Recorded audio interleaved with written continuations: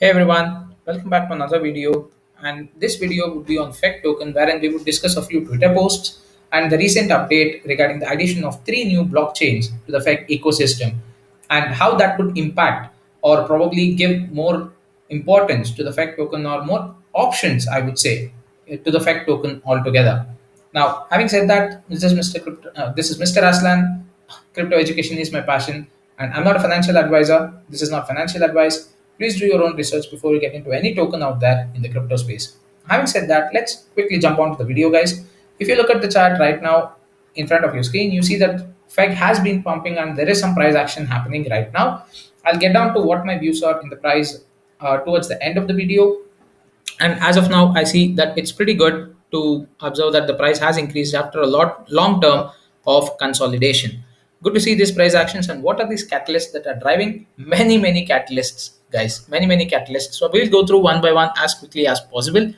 I'll try to make it a short span of around 10 to 15 minutes duration. I do not want to prolong this video so that you would get the maximum updates in the limited time. So the first important catalyst or the first important update that I would like to share is regarding the three blockchains that have been listed, and the details are available on FEXstats. You can see AVAX, Phantom, and Matic networks. These three are blockchain networks where in the future, once FEGX has the bridge function enabled, you would be able to move FEG tokens from Ethereum or BSC's blockchain to any of these three blockchains, which would help you avoid gas fees a lot or probably utilize the potential of these three blockchains. Now, it's very interesting the way that you actually can do this, because if you look at one of the Atiya's details in Telegram, the post that he has done, after a bridge is done, you will be able to move FEG to these chains without minting any new supply. It will actually help lower the supply. Your FEG can be moved from one network to the other at your desire. Staking will be network based, so all the three network additions would have their own staking pools of FEG with volume specific to each network. This will ultimately drive the staking rewards higher to every chain, as there will be less FEG stake in just BSC or ETH, allowing you to have a greater share in the pool for every network's volume. Now, what does this change anything to the FEG that I currently own? No, it absolutely not. If you are owning ETH or BSC tokens, it will still remain in BSC or Ethereum side. If you want to do so, you can utilize the bridge once it's out to move over from Ethereum or BSC side to any of the other three platforms or the blockchains that has been now listed. Do I need to prepare for anything? Absolutely not. You can just wait till the bridge comes, and all you need to do is choose the token that you want to go ahead and the end blockchain that you want to move your token to. That's it. It's just one click of a button, pay a network fee, and you're done. Your tokens on the Ethereum side will be available now for you on the Phantom side or AVAX side or the Matic side as well. Now, it's very interesting to understand one thing over here, because whenever you want to actually have a token listed in any of the other blockchains, you are supposed to ideally mint the token fresh, like the same way that we have Ethereum and BSC. Though both are two different blockchains and each one has its own supply of 100 quadrillion, right? So whereas when it comes to these three networks, now with the bridge function coming in, you will not be minting any new tokens. The supply of total of 200 quadrillion, 100 in the Ethereum side, 100 in the BSC side, that remains the same. So whatever is the circulating supply, whatever the tokens that you wish to go ahead and move, only that will be shifted over to the respective blockchain.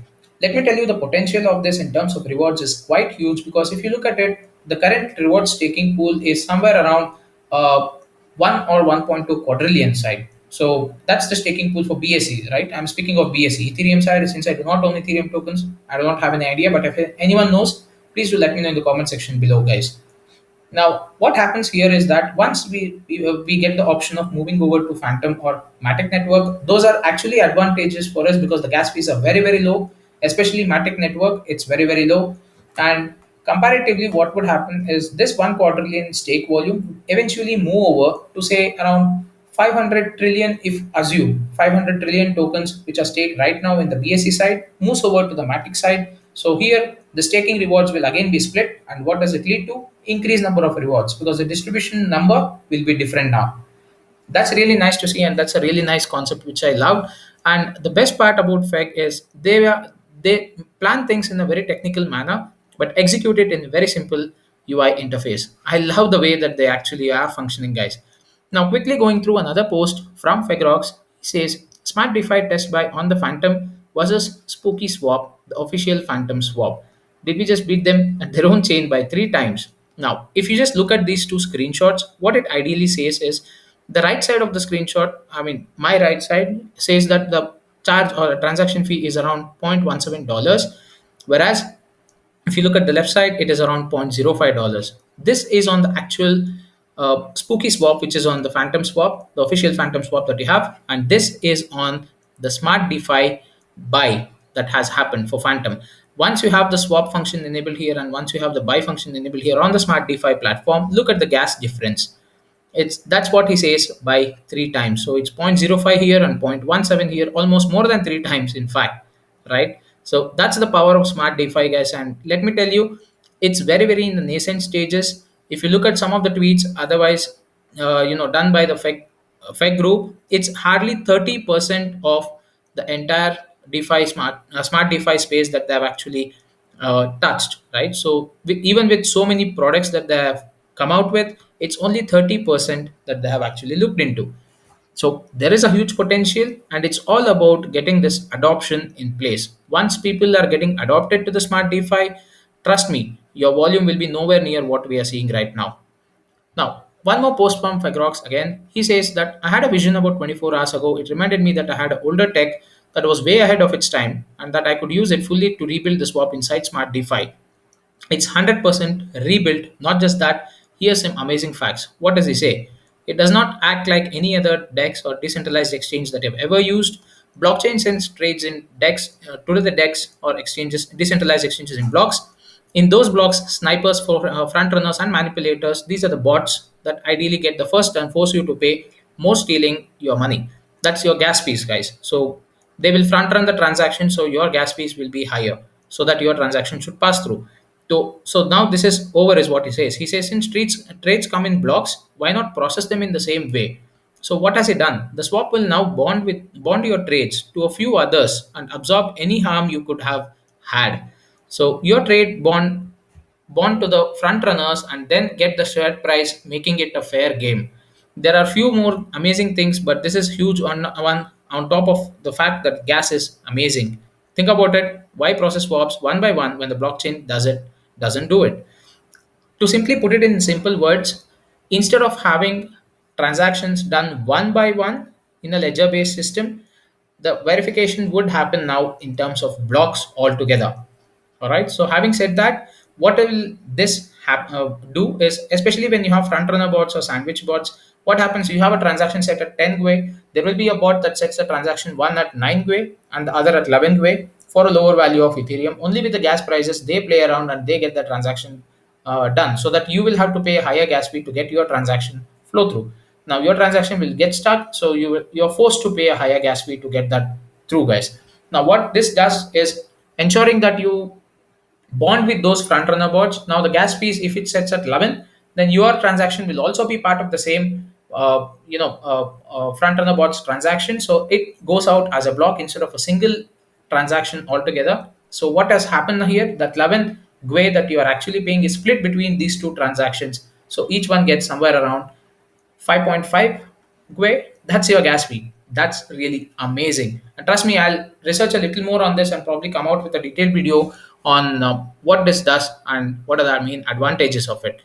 Running through another one, yes, FEG is on a bubble map on bubble maps now. You can go ahead and check FEG details on bubble maps. I like this interface because it gives you the details of which is in red, which is in blue, which is in green. I mean, which is in green, which is in yellow. Small gains and small losses, or great losses, whatever it is. I like this interface, so you can just go check that out if you feel like. Now, moving on, the last, yes, I think we have gone through this. The last and final part that I would like to quote is on the price point, guys. Coming back to the price point, yes, we have breached that breakthrough of 4,000 or 400 mark, however you want to call it. Now, where till what extent can this bull run go? So my personal analysis would be somewhere in the range of 6 to 7,000. So that is when we might be testing our highs and probably see some pullback based on the sales that would happen, because all these guys who have been consolidating over here would like to take some profit out. So we would definitely see some sales happening. As of now, if you see, in the volume transactions, the buys and sells are almost equivalent. But thinking taking a little bit advantage on the buying side, people are FOMOing into it just because of the recent release and updates. But I would say that there would be a support test that would happen at around 6,000 or 7,000 range. So that's it for this video, guys. This is my price prediction. Lot many updates coming in. I was mind blown reading all through these updates. I'll probably have to run through each one of them in detail in any of my further videos. I'll definitely research a little more on this particular tweet regarding the change in gas fees and how this particular transactions through blocks happens, and probably run out a video on that separately. Having said that, this is again Mr. Aslan, guys. Crypto education is my passion. Thank you so much for watching this video. Please do support by hitting the subscribe button and also hit the like button if you like my content.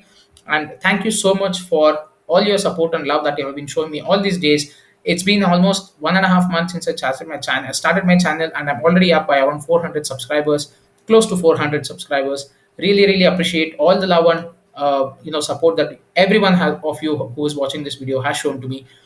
And please do continue the same, so it motivates me to get more content out to you. Thank you so much once again, guys. Have fun.